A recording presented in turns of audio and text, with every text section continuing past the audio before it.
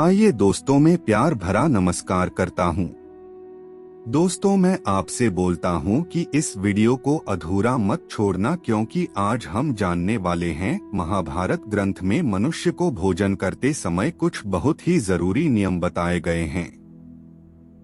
अगर कोई मनुष्य इन नियमों का पालन करते हुए भोजन करता है तो उसे आरोग्य के साथ ही सुख, समृद्धि और वैभव की प्राप्ति होती है।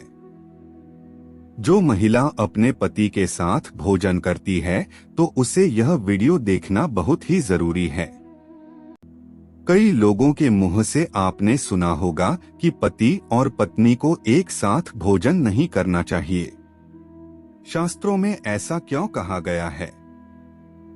और दोस्तों, यह बात जानना हमारे लिए बहुत जरूरी है, इसलिए बोल रहा हूं कि वीडियो पूरा देखना।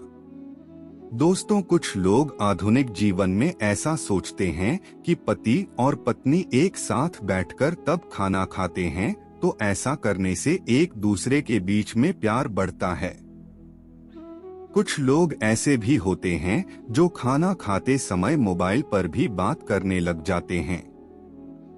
दोस्तों, अधिकांश घरों में पति पत्नी एक ही थाली में भोजन करते हैं। वे ऐसा मानते हैं कि एक थाली में खाना खाने से आपसी प्यार बढ़ता है। हालांकि बड़े बुजुर्ग और धर्म शास्त्रों के जानकारी कहते हैं कि पति पत्नी को एक थाली में भोजन नहीं करना चाहिए। परंतु ऐसा क्यों कहा जाता है, इस विषय में अक्सर नहीं जानते हैं। हालांकि इसके बारे में महाभारत में भी जिक्र किया गया है। आइए जानते हैं कि पति पत्नी को एक थाली में क्यों नहीं खाना चाहिए। दोस्तों, भीष्म पितामह का मानना था कि अगर परोसे हुए भोजन की थाली को लांघ जाए तो वैसा कीचड़ से समान दूषित है, इसे जानवर को खिला देना चाहिए। इसके अलावा अगर भोजन की थाली को कोई पैर मारकर जाए तो ऐसे भोजन का भी हाथ जोड़कर त्याग कर देना चाहिए। दरअसल ऐसा भोजन दरिद्रता लाता है। दोस्तों, इस बात से इनकार नहीं किया जा सकता कि साथ में भोजन करने से प्यार बढ़ता है। इस बात को भीष्म पितामह भी भलीभांति समझते थे। उनका मानना था कि हर इंसान का परिवार के प्रति तमाम कर्तव्य होते हैं।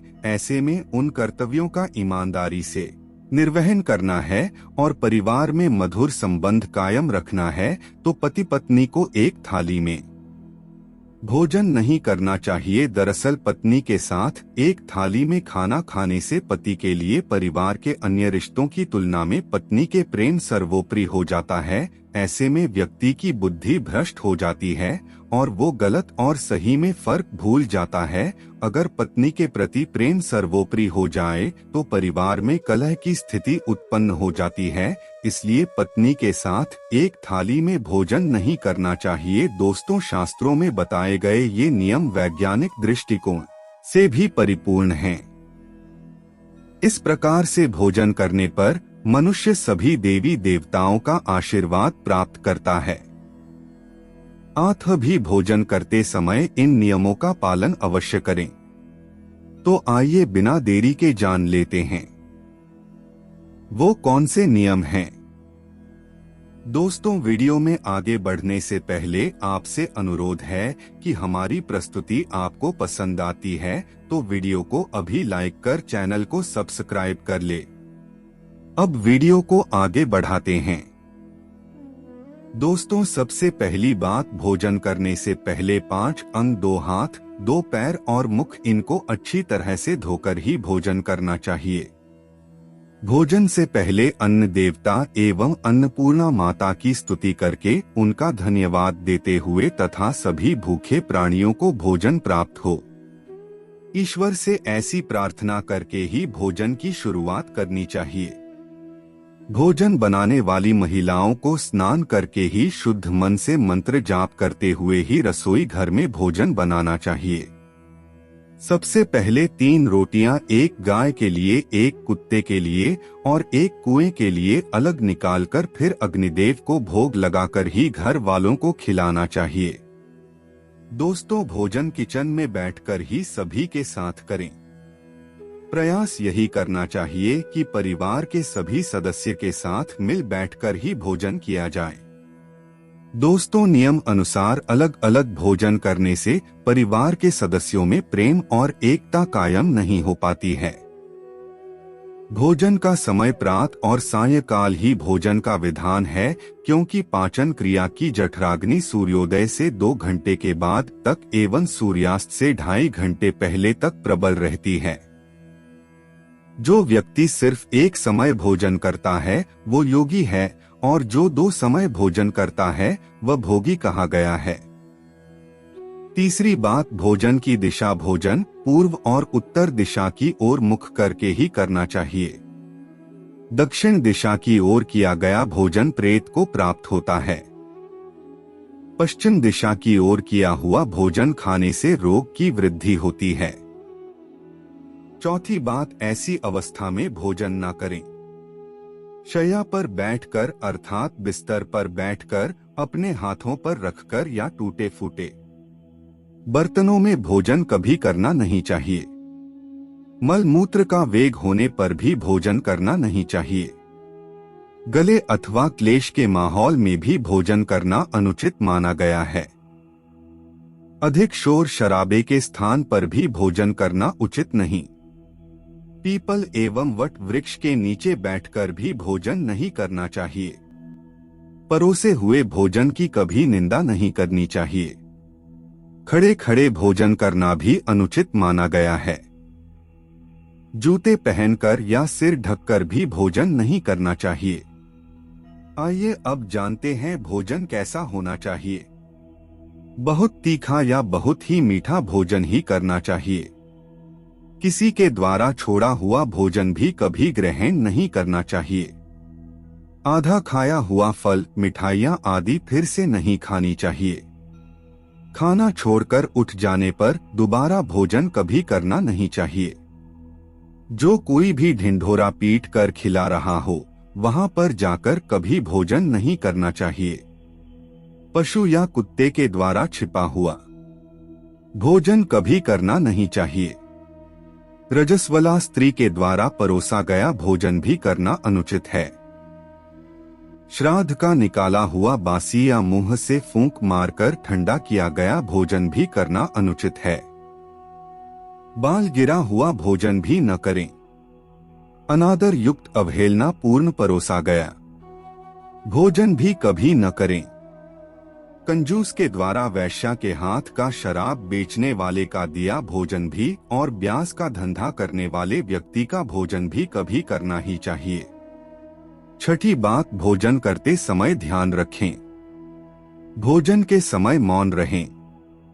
रात्रि के समय भरपेट न खाएं। अगर भोजन करते समय बोलना आवश्यक है तो केवल सकारात्मक बातें ही करें। भोजन करते समय किसी भी प्रकार की समस्या पर चर्चा न करें। भोजन को बहुत चबा चबा कर खाएं। सबसे पहले मीठा, फिर नमकीन और अंत में कड़वा खाना चाहिए। थोड़ा सा भोजन करने वाले को आरोग्य, आयु बल, सुख, सुंदर संतान और सौंदर्य प्राप्त होता है। साथ ही बात, भोजन के पश्चात क्या नहीं करना चाहिए।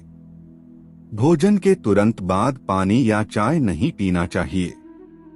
भोजन के पश्चात घुड़सवारी, दौड़ना, बैठना, शौच आदि प्रकार के कार्य नहीं करने चाहिए। दोस्तों, भोजन के बाद क्या करें? भोजन के पश्चात दिन में भोजन करने के पश्चात टहलना चाहिए और रात्रि के समय 100 कदम टहलकर बाईं करवट में लेटना अथवा वज्रासन में बैठने से भोजन का पाचन अच्छे से होता है। भोजन के 1 घंटे के बाद मीठा दूध एवं फल खाने से भोजन का पाचन अच्छी तरह से होता है। भीष्म पितामह ने अर्जुन को दिए महत्वपूर्ण संदेश में कहा गया कि जिस थाली को किसी का पैर लग जाए उस थाली का क्या करना चाहिए। ऐसी थाली विष्ठा के समान त्याज्य होती है। भीष्म पितामह कहते हैं कि भोजन के दौरान थाली में बार आने पर उसे वहीं पर छोड़ देना चाहिए। आने के बाद भी खाए जाने वाले भोजन से दरिद्रता का सामना करना पड़ सकता है। भोजन पूर्व जिस थाली को कोई लांघ कर गया हो, ऐसे भोजन को भी कभी ग्रहण नहीं करना चाहिए। इसे कीचड़ के समान छोड़ देने वाला समझना चाहिए। भीष्म पितामह ने अर्जुन को बताया कि एक ही थाली में भाई भाई भोजन करे तो अमृत के समान हो जाती है। ऐसे भोजन से धन धान्य, स्वास्थ्य और लक्ष्मी की वृद्धि होती है। भीष्म पितामह के अनुसार पति पत्नी को एक ही थाली में भोजन करने को निषिद्ध माना गया है। भीष्म पितामह के अनुसार एक ही थाली में पति पत्नी भोजन करते हैं तो ऐसी थाली मादक पदार्थों से भरी मानी जाने वाली होती है। पत्नी को पति के भोजन के उपरांत ही भोजन करना चाहिए। इससे घर में सुख समृद्धि बढ़ती है। तो दोस्तों, ये थी वो महत्वपूर्ण बातें जो महाभारत में बताई गई हैं। थाली में पति पत्नी भोजन करते हैं तो ऐसी थाली मादक पदार्थों से भरी मानी जाने वाली होती है।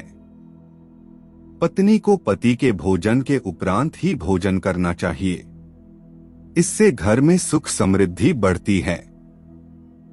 दोस्तों, भोजन के नियम और पति पत्नी को एक साथ खाना क्यों नहीं खाना चाहिए, इसके बारे में हमने बात कर ली है।